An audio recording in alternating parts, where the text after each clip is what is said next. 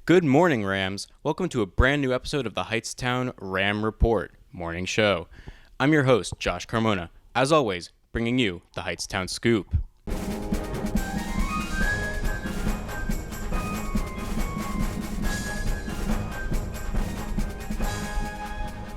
In the past few days, we've seen a groundbreaking proposed change in the New Jersey legislature, the legalization of recreational marijuana.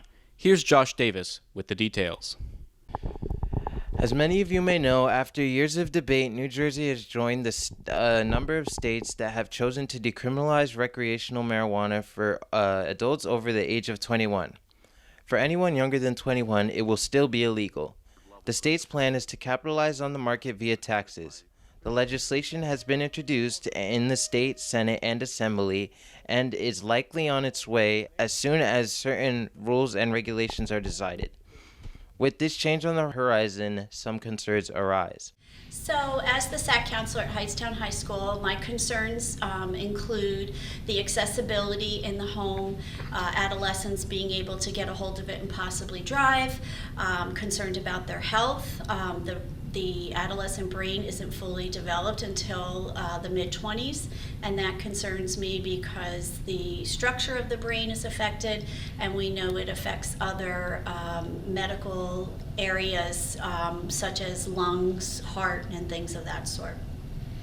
We can expect to see local dispensaries going into business, but it is still yet to be seen how things will ultimately turn out. Issues of limited supply have already been prevalent in the medical marijuana business, and the industry will have to adapt to incoming demand that decriminalizing will bring. Of course, HHS students will not be partaking, as this law only applies to adults 21 and up, but it will be interesting to see how the change impacts New Jersey and the rest of the country at large. I'm Josh Davis with the Ram Report. Back to you in the studio. Thank you, Josh. Hopefully we'll see that this change doesn't negatively impact students here at HHS. The next 4 years are certain to be a very different time from the past 4 that we've had. With the 2020 election results finally disclosed, Joe Biden is now the president-elect of the United States. Here's Laura Pavlovic with more on the story. On November 8, 2020, the Associated Press called the U.S. election for Joe Biden after 5 days of vote counting. Democrats' hopes for a landslide victory going into the election were unfounded after early results showing the president and president-elect being extremely close in several key states. On election night, both candidates had their predictable wins, Joe Biden winning much of the West Coast and Northeast, and Trump winning much of the South and Midwest. Biden's wins gave him a slight edge over Trump as mail-in ballots were being counted, leaving battleground states like Nevada, Pennsylvania, Wisconsin, Michigan, and Georgia as the deciding factors of the presidency. As more results were released, Biden amassed a lead in all of these states, putting him at 290 electoral votes to Trump's 217 and making him the president-elect. I'm Laura Pavlovic for the Ram Report. Back to you. Thanks, Laura. This election year has certainly been very tense, but hopefully the transition to a new presidential administration will be smooth. With the winter approaching, many people are starting to compile their holiday wish lists, and 2 key items are on many gamers' minds. Microsoft and Sony recently released the next generation of consoles, the Xbox Series X and the PlayStation 5. Here's Alex Fayes with more on the story. Gamers, you've probably heard the hot topic going around about the new consoles made by Microsoft and Sony. The Xbox Series X and the PS5, with 120 frames per second and 8K supportive games. The Xbox Series X features Assassin's Creed Valhalla, and the PS5 features Marvel Spider-Man Miles Morales. These consoles are selling out very quickly. In fact, you cannot find one on the internet anywhere right now.